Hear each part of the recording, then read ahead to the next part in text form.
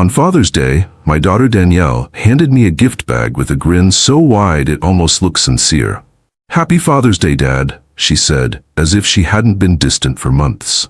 I took the bag, nodded, and gave her a quiet smile, the kind you give when you know better than to expect anything real. Her husband Ethan stood behind her, arms folded, leaning against the frame of my front door like he owned the place. His loafers were polished. His smirk was sharper than the creases on his designer blazer. Inside the bag, a pair of socks, navy blue, thin, cheap. Still had the $15 tag swinging from the elastic like an insult. Danielle beamed like she'd handed me the moon. "Thought you'd appreciate something practical," she said, already turning toward the door. "We've got dinner with Greg later," she added. "Gregory Morris, Ethan's father. He's hosting something fancy." I just nodded, holding the socks with both hands like they were sacred. Practical. That word echoed in my chest like a knock at a locked door. I'd spent 20 years being practical, working double shifts, canceling vacations, selling the boat I dreamed of after Margaret passed just to pay for Danielle's education. Every penny I tucked away had a name, hers. Every future plan I made disappeared behind one of her needs. And now this. The front door clicked shut behind them, and I stood there alone, staring at the tissue paper they'd left scattered on my living room floor. The air still carried the faint scent of Danielle's perfume, expensive, floral, and fleeting. I sank into the same spot on the couch where I'd watched her take her first steps, tell her first lie, cry over her first heartbreak. That couch had seen it all. It sagged under the weight of every memory, and now, under the weight of something heavier. The realization that I had raised someone who didn't see me, not really. I turned the socks over in my hand, still had the plastic hook punched through the tag. I chuckled. Not out of amusement, out of clarity. The kind that comes when something inside you quietly snaps into place. No shouting, no drama, just a closing door in your soul. That night, I sat in the kitchen with a cup of coffee, steam rising like ghosts I used to chase. My phone buzzed on the table. A photo message. It was from a friend of mine, no caption. Just a snapshot taken at that same dinner Danielle had mentioned. Gregory Morris sat at a high-end restaurant table, grinning with a gold-rimmed glass of wine in one hand and a gleaming Rolex on the other. I zoomed in. The watch wasn't just expensive, it was unmistakable. I'd seen that exact model before. Danielle had called me 2 months back, voice trembling, swearing she needed $10,000 for a medical emergency. "It's urgent, Dad," she said. "Please, I wouldn't ask if it wasn't life or death." I wired the money that same hour. Now it was ticking on another man's wrist. My breath slowed, my pulse didn't. I looked down at the socks on the counter, still folded, still tagged. My stomach turned, but not from heartbreak, not this time, from awakening. I'd given her everything, and in return, I got a receipt. The next morning the house was still, not quiet in the peaceful way. Quiet, like something had died, and nobody noticed. The kind of silence that pressed on your chest and reminded you that whatever warmth used to live here had long packed up and left. I moved through the living room like a ghost, brushing past old furniture that once meant something. The couch still held the imprint of where I'd sat the day before. Socks in hand, heart in pieces. The morning light spilled across the mantel, catching dust on picture frames. There was Danielle at age 6, beaming in pigtails, holding a trophy from her first spelling bee. I was behind her, smiling with pride so big it could have lit a city. Another photo, her high school graduation. I had tears in my eyes that day. She didn't notice. I thought I was crying from pride. Now I'm not so sure. I reached up and adjusted the frame slightly, like maybe if I tilted it right, I could see a better version of the past. Margaret's picture sat at the end, always the quiet anchor. She'd passed 2 decades ago, but I still used the lemon polish she loved for the wood surfaces, kept her favorite curtains, left her slippers under the bed. It was easier to pretend she might walk through the door again than admit how alone I'd become. When she died, I made a promise. One I'd whispered to her in the hospital room when no one else was listening. That I'd protect Danielle, that I'd give her the life Margaret never had, and I did. Every dime, every decision, every damn dream I shelved, it was all for Danielle. And yet somehow, somewhere along the way, I stopped being a father and started being a wallet with a pulse. I made coffee, though it tasted like regret. Sat at the kitchen table, that Rolex image burned into my brain. $10,000. Gone. Lied for. Worn by a man I barely knew. Gregory Morris, the father-in-law with the country club's smile and wine that costs more than my week's groceries. A man I'd never even shaken hands with, now walking around like my generosity was his inheritance. Danielle must have thought I'd never find out. That I'd stay grateful for the socks, stay blind, stay loyal to some version of her that didn't exist anymore. The more I sat with it, the more the memories shifted. Things I'd brushed off started to crawl back in sharp detail. The emergency phone calls that never came with receipts. The vacations she always seemed to take, even when she swore things were tight. The tension in her voice anytime I asked a follow-up question. That little defensive edge she wore like armor. And Ethan? Always grinning like he knew something I didn't. Like I was the punchline of a joke they never had to say out loud. I opened my laptop and scrolled back through bank statements. Not because I was suspicious, because I was waking up. And once your eyes open, you can't pretend you don't see. Charges from boutiques I'd never heard of. Travel expenses I never approved. A wire transfer I barely remembered authorizing at all. $2,000 labeled Danielle Auto. She didn't even own a car in her name. Ethan drove a Lexus though, new. I sat back and rubbed my temples, the weight of the years pressing down on me like sandbags. I wasn't angry yet. I was ashamed. Ashamed that it took a $10,000 watch to make me question the daughter I raised. Ashamed that Margaret wasn't here to help me see it sooner. Ashamed that I'd handed Danielle everything she ever asked for, and in return, she gave me socks and a smirk. My phone buzzed again. Missed call from Danielle, sixth one since yesterday. No voicemails, just her name flashing as if that alone could make me answer. But I didn't. I needed space, not to think. I'd done enough thinking. I needed space to feel the truth I'd buried for years. I stood up, walked to the window and looked out at the street. My neighbors were mowing lawns, sipping coffee on porches, waving to each other like life was still simple. But in here, in this house, life had drawn a line in the sand. Danielle was on the other side now. I just hadn't told her yet. The day had started like any other Sunday. I'd made the coffee, wiped down the kitchen counters with Margaret's old lemon-scented polish, and straightened the cushions on the living room couch. Danielle had texted the night before, promising a small surprise for Father's Day. I didn't expect much, but even after everything, there was still a small part of me that hoped. Not for something extravagant, just something real. Something that said, I see you. I remember what you've done for me. The doorbell rang just after noon. I stood, brushed the wrinkles out of my shirt, and opened the door. Danielle stood there in a beige trench coat, sunglasses on despite the cloudy sky, her red lipstick fresh and flawless.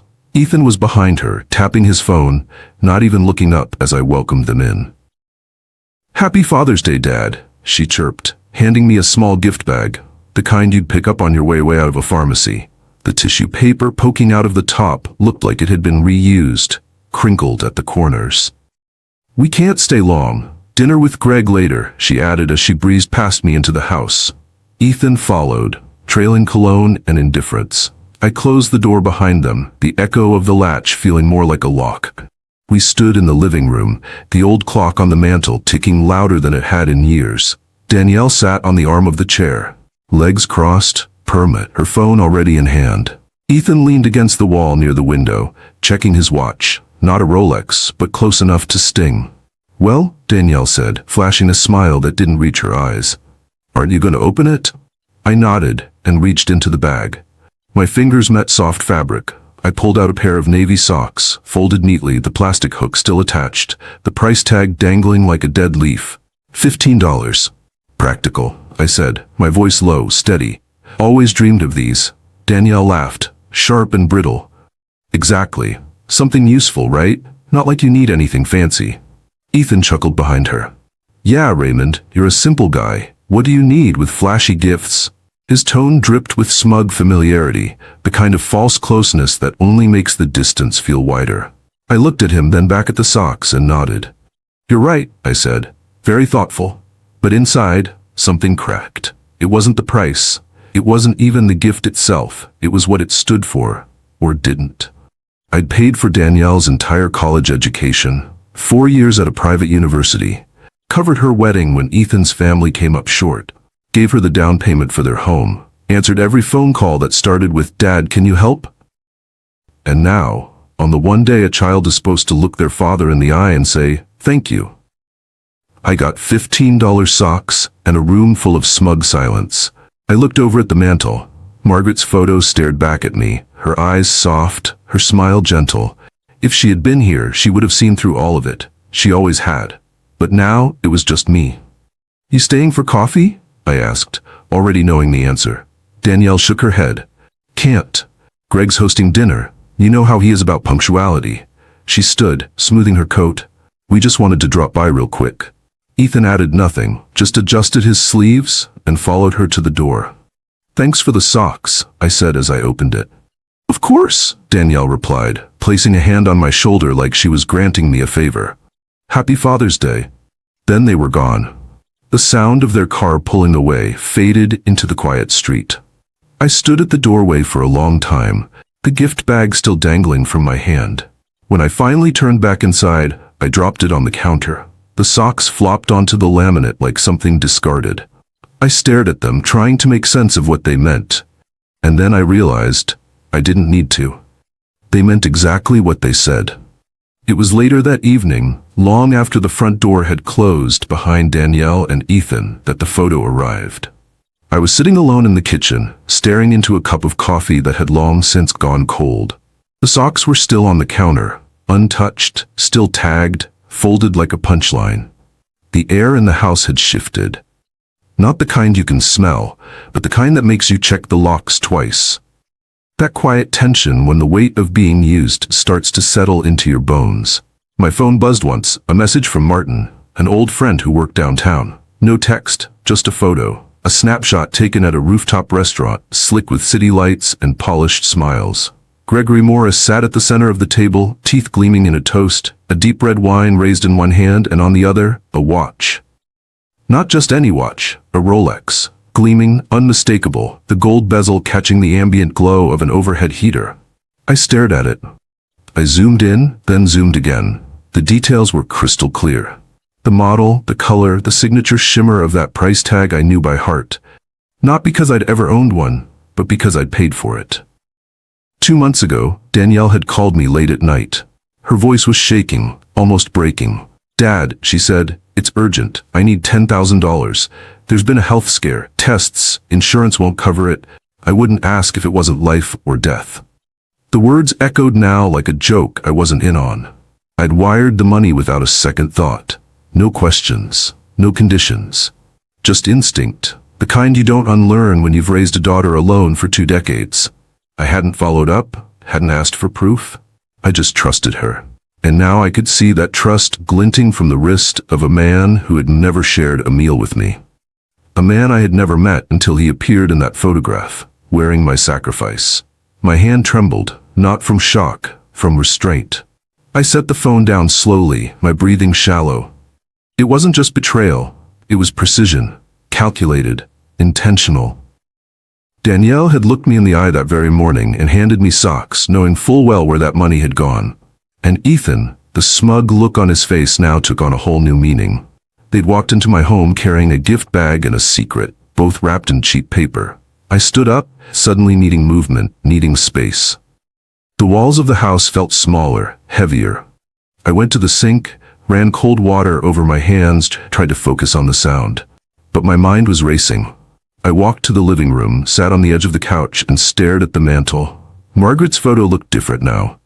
Not because her smile had changed, but because I finally saw it clearly. The absence. She would have never let this happen. She would have asked questions, dug deeper, seen through Danielle's silk-soft lies. I had spent so long trying to be both parents that I hadn't realized how easy it had become for Danielle to wear my guilt like armor. She'd weaponized my love. She knew I would never say no, and she used that knowledge like a key, to open doors, to empty accounts, to buy a Rolex for a man who had everything. I picked up the socks. The tag was still attached, swinging like a noose from the plastic loop. I turned them over once, then dropped them in the trash. It wasn't a dramatic gesture. It was just overdue. I went back to the kitchen and opened my laptop, logged into my bank account. The wire transfer was there, $10,000, clear as day. Urgent family medical. The description mocked me. I pulled up old statements. Airline tickets, luxury boutique names, wine subscriptions, all attached to the same card. The same trust, the same blind loyalty. And then the phone rang. Danielle. I let it buzz once, twice, 17 times. I didn't answer. I didn't need to. I already knew what she'd say. She'd cry, maybe. Plead. Apologize. In that hollow, rehearsed voice she used when trying to get ahead of consequences. She'd call me daddy, like she did when she wanted something, and she'd tell me not to do this, whatever this was in her mind. But the truth was, I already had. Something inside me had shifted. Quietly. Permanently. Like a gear that clicked into place after years of grinding in the wrong direction. I stared at the Rolex on the screen again. Gregory's hand. Danielle's caption underneath. To the best father-in-law. A gift that matches your class.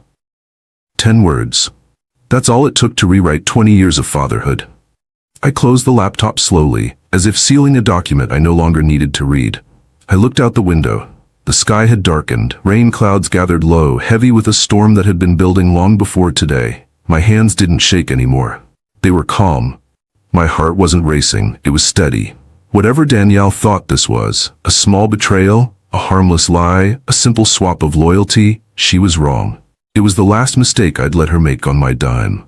The phone buzzed for the 17th time. Danielle? No voicemail, no text, just her name flashing on the screen again and again, like a warning light on a car you've ignored for too long. I let it ring until the screen went dark. Then I placed it face down on the kitchen table and went back to staring at the wall. The rain had started again, tapping gently against the windows, matching the quiet war in my chest, the kind where every memory becomes a weapon. I hadn't eaten. Couldn't remember if I'd slept. I was just sitting in the stillness of my home.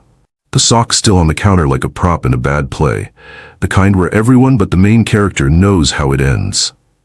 And I knew exactly how this one ended now. Not with apologies, not with healing, but with clarity. Cold, clean clarity.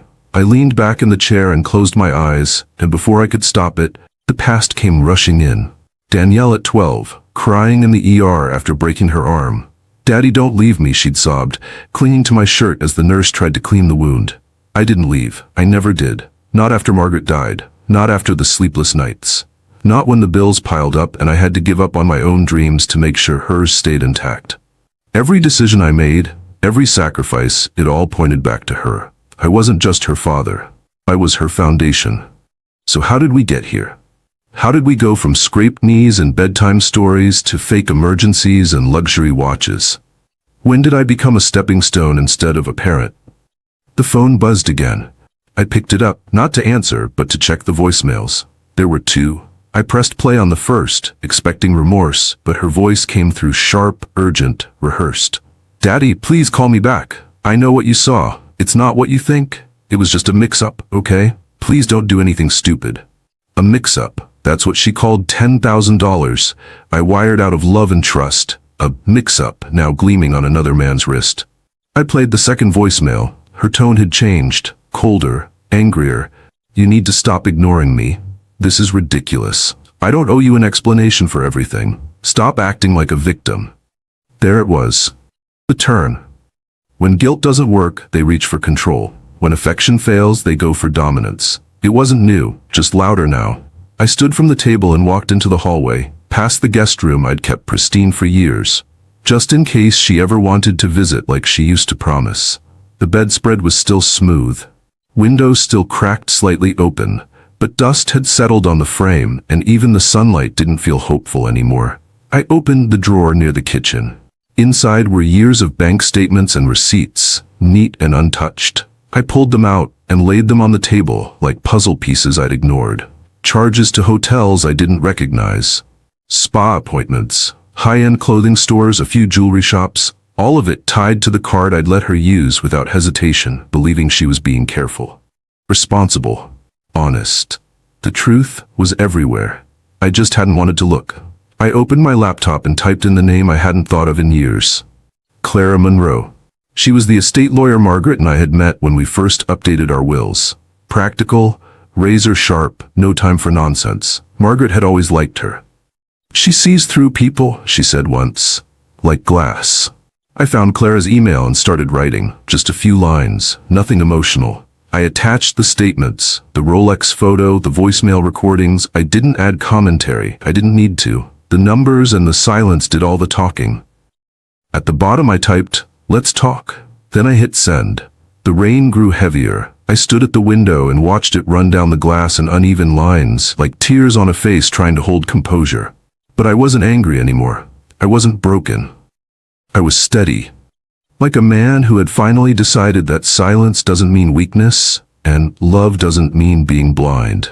Danielle's name buzzed again across my phone screen, and I didn't even flinch. There was nothing left for her to say, because after 17 missed calls, I finally heard her clearly. The rain hadn't stopped by the time I pulled into the lot near Oak Street. It had shifted from a drizzle to a steady drumbeat, tapping against the windshield like a clock that refused to be ignored. I sat there for a while, engine idling, staring at the folded printout in my hand, the photo of Gregory Morris at dinner, raising his glass, the Rolex gleaming like a slap to the face. 2 months ago, that same $10,000 had left my account with urgency and trust. Now, it ticked on another man's wrist while my daughter pretended nothing had happened. I shut off the engine, grabbed the photo, stepped out into the cold air, letting the rain soak through my jacket without flinching. It didn't matter anymore. I was done shielding myself from discomfort. It was time to look it all in the eye. The jewelry store sat tucked between two designer boutiques, its sign carved into black stone, elegant and intimidating. The windows gleamed. The marble floors inside shimmered like they'd never seen a muddy footprint. I stepped in, trailing water behind me, instantly out of place. The air smelled like money, polished wood, subtle perfume, and the kind of silence that comes with luxury. A young woman in a tailored suit approached me almost immediately. "Welcome to Ashcroft and Monroe," she said with a soft smile, though her eyes did a quick scan of my damp clothes, my old shoes, my folded paper. "How can we assist you today?" I didn't waste time. "I'm not here to buy," I said. "I need information." I unfolded the photo, holding it out like a badge. "This watch, was it purchased here?" Her expression didn't change, but I caught the flicker in her eyes. Recognition. She hesitated. "One moment, sir," she said, then turned and disappeared behind a velvet curtain. I stood in the center of the store, surrounded by glass displays and timepieces worth more than my car. There was a faint ticking sound somewhere, from a wall clock, or maybe from inside my own head. Either way, it was loud now, the sound of truth closing in. A man emerged a moment later, late 50s, bald, sharp suit with a crisp pocket square. He extended a hand. "Mr. Kessler, manager here. I understand you have a question about a timepiece?" I nodded and handed him the photo. He studied it for a moment. "Yes, that's one of ours. Rolex Daytona, champagne dial, sold earlier this year." He looked up. "May I ask why you're inquiring?" I pulled a folded statement from my jacket pocket. The credit card charge circled in red. "That's my money," I said. "She said it was for medical expenses. That's my daughter's signature." He took it, compared the information, then tapped on a tablet behind the counter. A moment later, he gave a slow nod. "Confirmed, March 15th, paid in full." She came in with a young man, said it was a gift for a family member. His words were clean, professional, but to me, they hit like a confession. So it was real, not a knockoff, not a misunderstanding, a real Rolex, a real betrayal. And I had just walked into the center of it. Kessler must have seen something shift in my expression because his tone softened. "Sir, if this is a dispute, we can help file a fraud claim." I shook my head. "No, I'm not here for that. I just needed to know." He handed the paper back to me gently. "Then now you do." I nodded once, thanked him quietly, and turned to leave. The rain outside hadn't let up. I welcomed it. Let it hit me clean in the face. Back in the car, I stared at the steering wheel for a long time. The Rolex photo sat on the passenger seat, water damaged at the edges now, curling like guilt that didn't belong to me. Danielle had looked me in the eye on Father's Day, handed me $15 socks, and told me she appreciated me. Less than 3 months before that, she had walked into a luxury store with my credit card and bought another man a timepiece worth more than my truck. I turned the key in the ignition, but I didn't drive.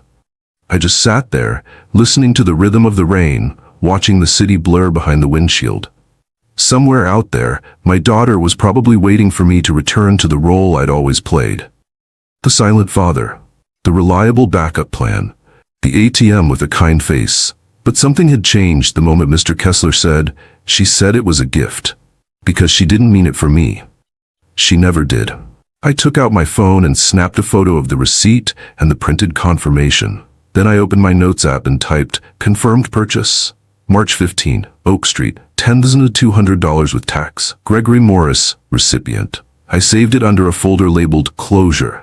Then I sat back, closed my eyes, and let the truth settle. This wasn't just about money anymore. It wasn't even about the watch. It was about something older. Something that started the day Danielle stopped calling me dad and started calling me when she needed something. I had given her everything I had to give. My time, my savings, my trust. And in return, she gave me lies, carefully wrapped in ribbons and polite smiles.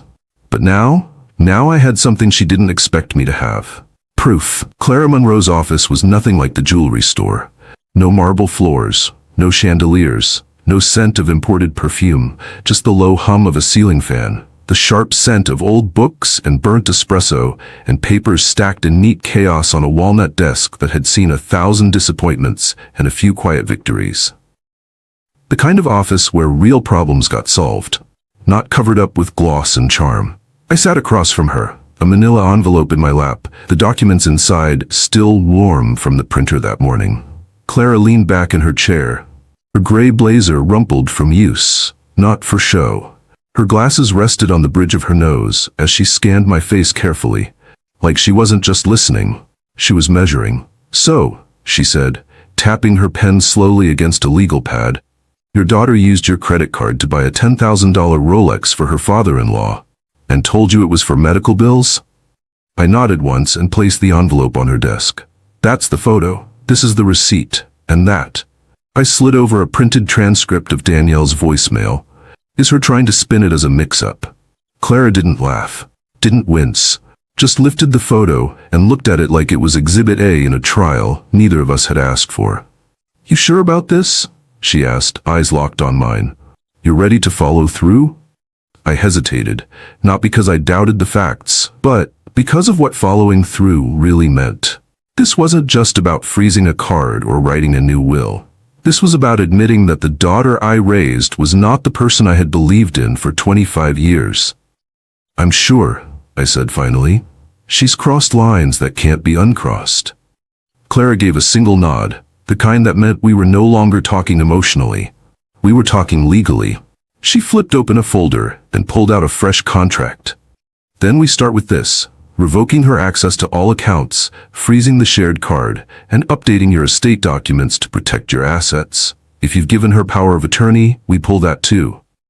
I took the pen she offered, my fingers steady. "Will this get messy?" I asked. She smirked without humor. "Oh, it's already messy, but now it'll be on your terms."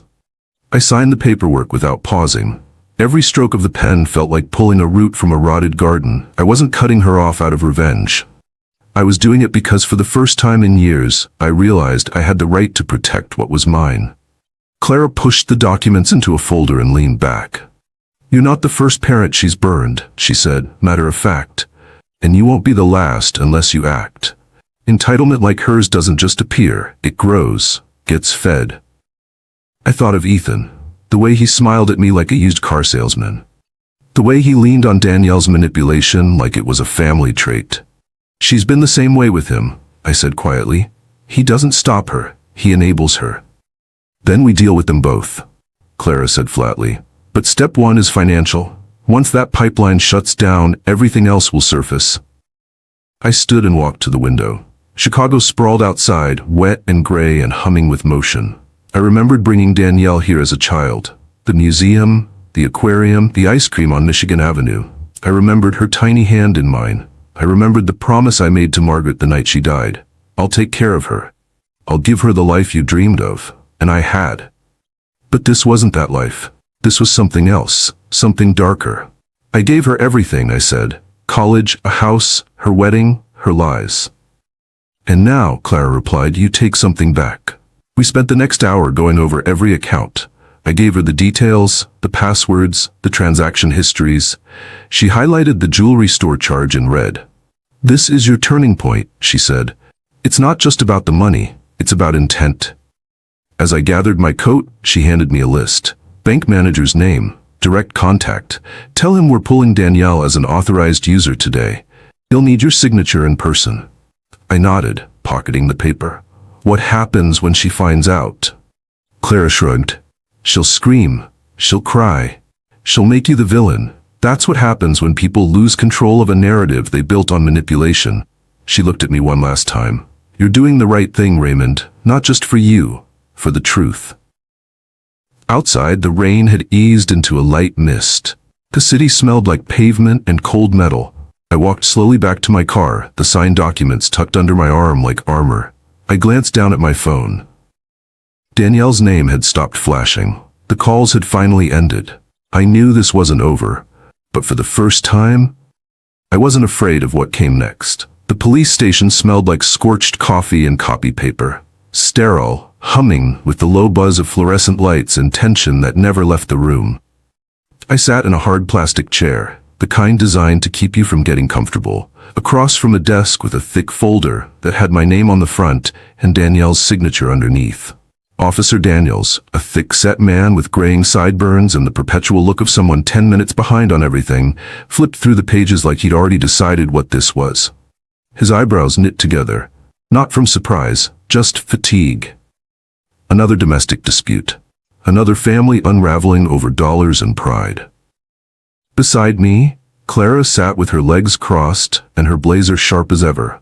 She didn't fidget, didn't speak unless asked, just tapped her pen against her notebook rhythmically, her presence solid, unmoved, a wall between me and whatever Danielle had tried to throw at me. Officer Daniels cleared his throat.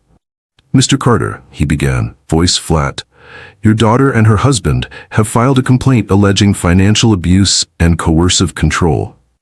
He said it like he was reading from a script, like he didn't really believe it but had to say it anyway. "They claim you restricted access to shared family funds without proper notice, causing them financial hardship." I let the words hang in the air. Abuse. Coercive. My pulse didn't spike. My jaw didn't clench. I just folded my hands and waited for Clara to speak. She leaned forward, her voice clear and clipped. "Officer, with all due respect, Mr. Carter acted entirely within his rights. The credit card in question is in his name. The funds in question are from his account. His daughter used that card to purchase a luxury item under false pretenses. We have the receipt, the bank statements, and the confirmation from the jeweler." Daniels raised an eyebrow as Clara slid the evidence across the table. Each document crisp, annotated, undeniable. He flipped through them slowly, nodding once or twice, the skepticism shifting ever so slightly from us to the people who'd filed the complaint. "This is for a Rolex?" he asked, tapping the invoice. I nodded. $10,200. Bought with my money. She told me it was for medical expenses. He glanced back at the complaint. "She didn't mention that part." "Of course she didn't," Clara said, voice steady but sharp, "because that would make this a fraud case, not a custody dispute over bank cards." Daniel sighed, rubbed the bridge of his nose, then leaned back in his chair. "I'll need statements from both parties. This doesn't look like financial abuse. Looks like you closed a door they thought would always be open." I met his gaze, calm. "That door was open for 25 years, I said. "I just realized they weren't using it to come home. They were using it to rob me blind." He didn't respond. Just nodded once, slowly, like a man who'd seen this story play out more times than he cared to count. When we stepped outside, the wind had picked up. The air was colder than it had been that morning, and the clouds hung low and heavy above the city skyline. Clara stopped by her cars, unlocking the door with a soft beep. "Well," she said, sliding into the driver's seat, "that was quicker than I expected." "They didn't come in with much, did they?" "They came in with panic," I replied, buckling my seatbelt. "They saw the money disappearing and thought if they screamed loud enough, someone would hand it back." She smirked. And instead, someone handed them paperwork. We drove in silence for a few blocks before I spoke again. "I never thought she'd drag me into a police station," I said. "I thought we'd fight, maybe yell, maybe go months without talking. But this... I shook my head. This was war. Clara kept her eyes on the road. Desperate people make sloppy enemies, she said. And Danielle's scared. She knows the free ride is over. We pulled up to a small cafe tucked between a laundromat and a florist. She parked and glanced at me. You still want to meet about your will? I nodded. Absolutely. Inside, the place was warm, humming with low conversation and the smell of cinnamon rolls and espresso. We grabbed a booth in the corner. Clara opened her laptop while I sipped a black coffee and stared out the window at a world that suddenly looked sharper. Not kinder, not crueler, just clearer. Clara glanced up from the screen. We'll rewrite your will this week. Remove Danielle as a beneficiary. Create a trust for whatever assets you want protected. If she tries to contest it, we'll have this police complaint to show her character. Courts don't like liars. I nodded. Good, she's already burned everything else. She doesn't get to burn my legacy too. She looked at me a moment longer, then nodded. You're handling this well, Raymond. I'm not, I said quietly. I'm surviving it. She didn't argue, just reached into her bag and pulled out a new file. Survival's a good start, but let's talk about winning. And as I looked at the documents in front of me, all the signatures, all the evidence, all the paper trails that led right back to Danielle's lies, I realized something I hadn't fully grasped until that moment. This wasn't just about cutting her off. It was about reclaiming the part of me I gave away a long time ago. The sun was setting in streaks of amber and rust when I pulled up to Gregory Morris's estate. Mansion was the right word. Tall wrought iron gates, a stone driveway that curled like a question mark, and pillars that didn't hold anything up but ego. I parked near the side entrance, the weight of the Rolex photo and the Oak Street receipt in my pocket like evidence in a trial I never expected to walk into. Clara's message had been simple. He knows. Be ready. But nothing about this felt simple. I wasn't here for a fight. I wasn't even sure I was here for closure. I was here because the clock had been ticking for too long, and the lies were finally out of time. A butler, yes, a real one, opened the door and led me through marble halls and gold-framed family portraits to the study. Gregory stood behind a mahogany desk that looked like it had been carved from the tree of knowledge and polished with old money. He didn't sit, he didn't smile. He just stared, and for a moment, neither of us said a word. Mr. Carter, he said finally, his voice low, the edge of gravel behind practiced calm. Thank you for coming. He gestured to the chair across from him, then turned and opened a drawer. Out came the box. Velvet black, expensive, unmistakable. He placed it gently on the desk, flipped open the lid, and revealed the watch. That watch. The Rolex Danielle bought with my money and called a medical emergency. I owe you an apology, he said. I had no idea. I didn't speak. I didn't move. I just stared at the watch, how it gleamed under the overhead light, arrogant and cold. Gregory took a breath, then pushed the box toward me. She said it was a gift, a thank you, for all the guidance I've given her and Ethan. She told me she'd saved up, said it was from her, not you. If I'd known, he stopped himself. If I'd known, I would have handed it back the second I opened the damn box. I finally looked at him, not the watch, and what I saw wasn't arrogance. It wasn't even guilt. It was recognition, a man who realized he, too, had been played. She lied to both of us, I said, keeping my voice steady. But she used my trust to fund her performance. He nodded slowly. That's the part that cuts deepest, isn't it? Not just the lie, the theater of it, the rehearsed sincerity. She's had years of practice, I replied. Gregory ran a hand over his chin, then dropped into the chair behind the desk. You raised her, he said. I've only known her a few years, but I thought she was sharp, ambitious, loyal to her family. She is loyal, I said, letting the bitterness show now. To herself. Clara stood near the bookshelf, arms crossed, watching him, measuring him the way she measured me on our first meeting. She's been making moves in your business too, hasn't she? She asked. Gregory's jaw tightened.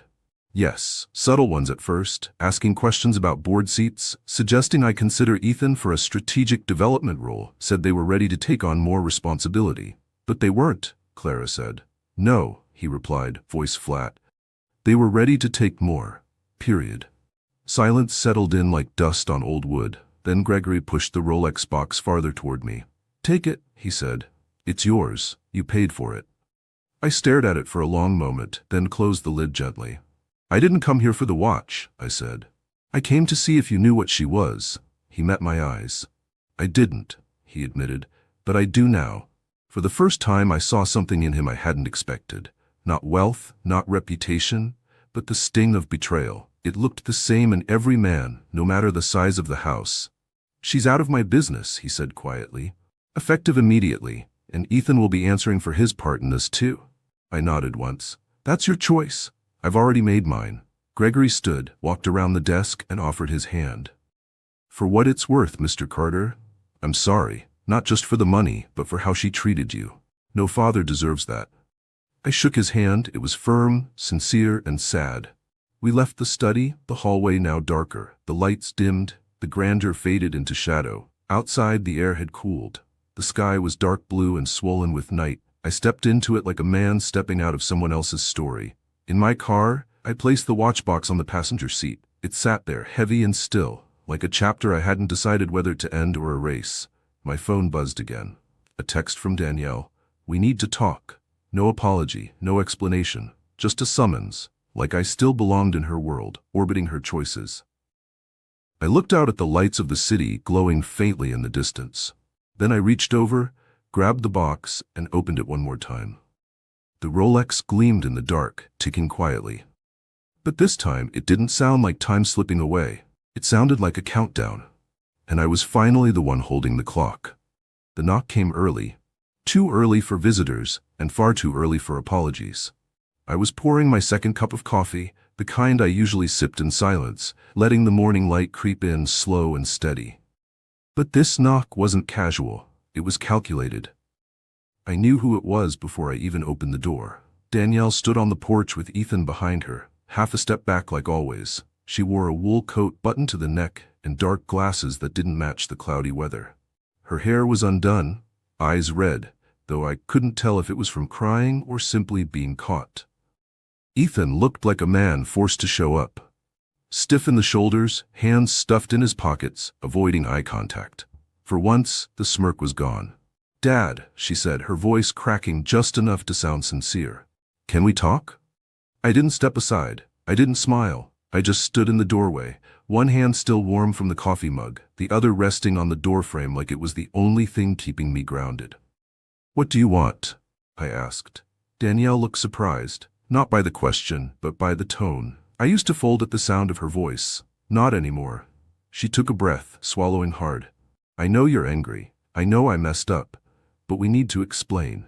Explain what? I said. The watch? The lies? The police report you filed claiming I abused you? Or the fact that you used my money to play generous in front of people who never earned it?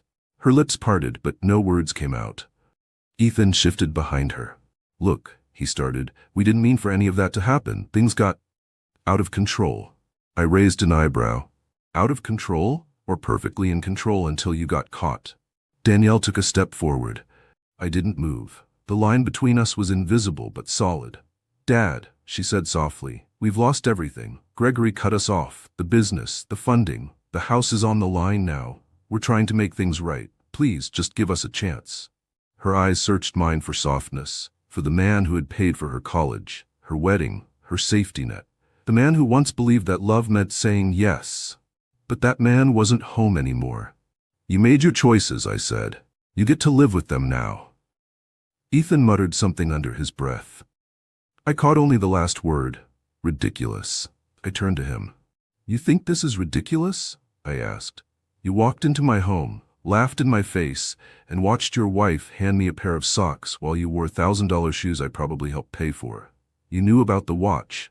Don't lie to me now. He looked away, said nothing. Danielle stepped forward again. Dad, I'm still your daughter. No, I said, voice low, final. You were my daughter. Now you're just a woman who used my love like a credit line. Her face crumpled. Real or not, I didn't care anymore. Please, she whispered. We're sorry. You're sorry because the money's gone, I replied. Not because of what you did. That's the difference. They stood there in silence, the weight of their choices finally visible on their faces. I looked past them, out at the quiet street, the morning fog rolling across the lawns like smoke from a fire that had already burned the house down. I'm not angry anymore, I said. I'm done. Danielle blinked, stunned. You're done? I gave you everything, I said. And you gave me betrayal in return. You lied to me. You tried to shame me. You filed a police report because I closed a door you never had the right to walk through in the first place. So yes, Danielle, I'm done. Ethan put a hand on her shoulder, tried to pull her back. She stood there a second longer, then turned. They walked down the steps in silence. I watched them cross the sidewalk, get into their car, and drive off. Slowly, as if hoping I might call them back. But I didn't. I closed the door, the latch clicking like a gavel. Inside, the house was quiet again, the kind of quiet I used to hate. Now it felt like peace.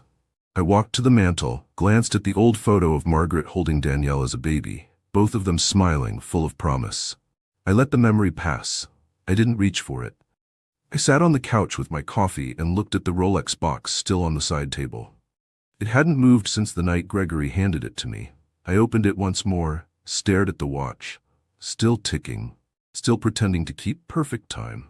Later that afternoon, I'd take it downtown and sell it back to the same jeweler who sold it in the first place. After fees, I'd walk away with $900 to $800 in cash, and I already knew what I'd do with it. But for now, I just sat there, listening to the silence of a home no longer haunted by the sound of manipulation. The final visit had come and gone, and so had they. The jeweler didn't ask many questions, just checked the serial number, inspected the dial under a loupe, and weighed it on a velvet pad like it was made of something heavier than gold. I told him it had been a gift, which was true in a twisted way. He offered me $9,800 on the spot. Could have been 10, he said, but we always lose a little when it comes back through the door. I nodded. I wasn't here to argue over scraps. I signed the transfer slip and tucked the check into my coat pocket. The Rolex had made its full circle, bought with deception, returned with clarity. Its time was over. Mine wasn't. I didn't go home right away. I drove to the west side of the city, down a street lined with cracked sidewalks and tired brick buildings that wore their age without apology. I parked outside a one-story shelter that sat behind a black iron fence with chipped paint and a small garden of overgrown roses out front. It wasn't much, but inside it was something.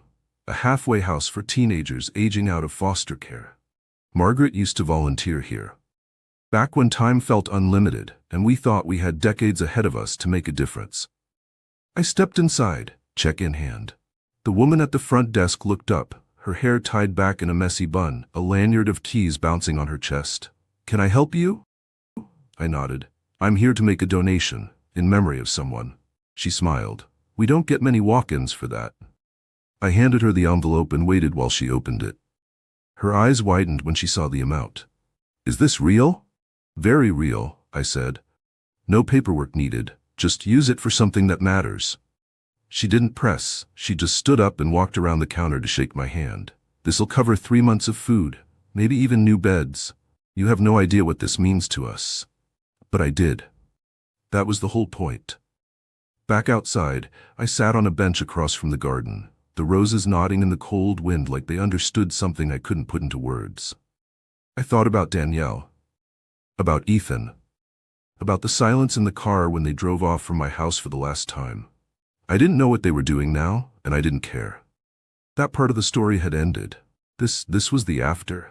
I drove home slowly. No music, no phone calls. Just the sound of the road beneath me and the occasional whisper of the wind through cracked windows. At every red light, I saw Margaret's face. Not in a haunting way, more like a shadow that sat beside me with quiet approval. She would have been proud. Not because I donated the money, but because I chose not to let bitterness make my decisions. When I got back to the house, the mailbox was overflowing. Junk ads, a bill or two, one envelope from a law office I didn't recognize. I took it inside, set everything on the table, and made myself a fresh pot of coffee. The silence was comfortable now. Familiar, like I was finally living in a home instead of just preserving one. I opened the envelope. It was from Gregory Morris's legal team. A formal letter. Polite, straightforward. He was cutting all financial ties with Danielle and Ethan. No lawsuits. No drama. Just a final statement. Actions have consequences. This is ours. I folded the letter and filed it in the same drawer as the receipts and bank statements. Not because I needed to look at it again, but because part of me wanted the story to stay intact. Not for revenge, for remembrance. That evening, I walked to the park near my house, the one where I used to push Danielle on the swings while Margaret read on a bench nearby. The swing set was still there, rusted at the joints but strong. Kids played in the distance. The air smelled like grass and fading sunlight. I sat down on that same bench, hands in my coat pockets, watching the sky shift from orange to purple. For the first time in years, I didn't feel like something was missing. I felt whole. Not because everything had been fixed, but because I'd stopped pretending it was broken in ways I couldn't mend. Clara called while I sat there. I let it go to voicemail. A minute later, she texted, "Got news. Final filings are done. You're free." 2 words. Simple. Weightless. You're free. I looked up at the sky and smiled, not because it was over, but because it had finally changed.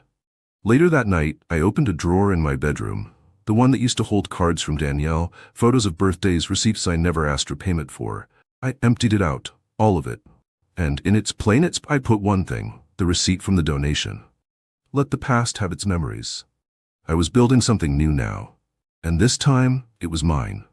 It started with something simple, a walk around the block. For months I'd walked with my head down, passing the same cracks in the sidewalk, the same rusted mailbox, the same porch lights blinking like tired eyes. But this time, I looked up. I noticed the trees, how they were starting to bud again. I noticed the neighbor's dog sunbathing on the porch, belly up like life had never betrayed him. I noticed the air. It didn't feel heavy anymore. It felt like mine. Grief has a way of stretching time, but healing collapses it. Suddenly, everything that happened, the socks, the Rolex, the betrayal, the lawyer, the visit, the check, felt like a different life. Not erased, just shelved. Like a chapter I had finally finished reading and didn't need to reread. The phone still rang now and then. Danielle tried to reach out, once through a text, once through an old friend. She wanted to start over. She wanted to talk things out. But she never once said she was sorry. And I had learned the hard way that silence speaks louder than any apology forged out of desperation. I never replied. Not out of anger, but because you don't negotiate with ghosts. You let them rest where they belong, in the past. I picked up new routines, volunteered twice a week at the shelter, cooked for myself again, not out of necessity, but for joy. Took a photography class at the library. Met people who didn't know my story, didn't care about the Rolex or the betrayal or the father-in-law with the mansion. They saw me as I was, just Raymond, the man with a quiet smile and too many books. And somewhere in all that simplicity, I found myself again. One evening I sat on the back porch with a cigar. My first in a long time. The air was cool, the stars clear. I leaned back, watched the smoke curl into the night, and thought about time. How we treat it like an enemy until we realize it's the one thing trying to heal us. The watch was gone, the money was gone. So was the daughter I once knew. But I still had time. I still had mornings. I still had peace. I still had me. A week later, I received a letter from Clara. Handwritten, short, officially closed, no further contact from them. You're free to move forward, completely. I laughed softly when I read it. Not because it was funny, but because it felt like something I hadn't felt in years. Permission. Not from her, from myself. That night I went into the garage and opened an old cedar chest. Inside were keepsakes from Margaret. Letters, her favorite scarf, a photo album wrapped in fabric. I hadn't touched it in years. But now, it didn't feel like reopening a wound. It felt like saying hello. I flipped through the pages. Vacations, birthdays, candid shots of Margaret laughing at something I probably said wrong on purpose, just to make her smile. And there, tucked in the back, was a note she once wrote me on an anniversary. You are the home I come back to. Even when I'm tired, even when I'm angry, even when I'm wrong, you are the safe place. I set the note on the table, stared at it for a long time, and let the truth of it wash over me. Margaret had seen me, truly seen me. Long before Danielle learned how to manipulate that love, long before life bent sideways. That's when I realized I had been trying to rebuild my life from the ruins of someone else's choices. But this wasn't about ruins anymore. It was about space. About peace, about beginnings. I bought a ticket the next morning. One way, no return date. A cabin rental by the lake up north. Quiet, off-grid, The kind of place where birds outnumber people and nobody asks what your daughter did to you. I packed light, just a bag of clothes, a journal, and Margaret's photo album. When I got there, the lake was still frozen over, the trees bare, the air sharp with early spring. I opened the window, let the wind in, and stood there barefoot on the wooden floor, breathing deep. No Rolex, no voicemail, no lawyer, just time. I spent the next week walking trails, cooking over a wood stove, writing in the mornings, and sleeping without alarms. And on the 7th day I sat by the lake as it began to thaw. I listened to the cracking ice shift and groan as if the lake itself was waking up, and I thought, this is what healing sounds like. Not loud, not dramatic, just steady. Unapologetic. One morning, I pulled out the journal and wrote something I hadn't been able to say until now. I forgive you, Danielle, not for you, for me. I closed the book, not because the story was finished, but because it no longer needed to be written in pain. I sat back in the chair, listened to the wind, and smiled. Not the smile you give others, but the kind you give yourself when you know you made it, not back, but forward. The clock hadn't stopped. It had simply started over. So now I'll ask you, not as a stranger, but as someone who's just heard the whole story. If you were in my shoes, would you have forgiven her? Would you have walked away with peace, or would you have taken it further? Stories like this aren't just about revenge. They're about choices. About what we do when the people we love let us down, when loyalty turns into betrayal, and when silence becomes our only shield. It's easy to judge from the outside, but when you're the one holding the broken pieces, every decision feels heavier. Every step forward feels like a gamble. That's why I want to hear from you. Tell me in the comments. Honestly, what would you have done? Would you have sold the watch? Would you have exposed her? Or would you have burned the whole bridge to the ground? Your thoughts matter more than you think. They help others heal. They show someone out there they're not alone. So don't just watch, speak. I'm listening. And if this story made you feel something, if it opened a door in your chest or reminded you of a truth you'd buried, then do me a small favor. Like this video. Share it with someone who needs to hear it. And subscribe to Revenge is Mine so you never miss a story that cuts deep. Because here, we don't just tell stories, we tell the truth behind what people do when they've had enough. And sometimes, the most powerful revenge doesn't look like rage. Sometimes, it looks like freedom.